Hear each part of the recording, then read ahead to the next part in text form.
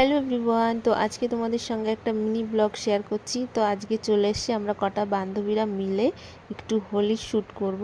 তো এখানে এসছি হচ্ছে একটা আমার বান্ধবীর বাড়ির পাশেই, লোকেশনটা এত সুন্দর, পাশে একটা নদী আর পুরো ফাঁকা মাঠ, ধান ক্ষেত, ভীষণ ভালো লাগছিল। তো তোমরা যদি আমাদের হোলি শ্যুট দেখতে চাও তো আমার ইনস্টাগ্রাম ফলো করো, ওখানে গিয়ে দেখতে পারো।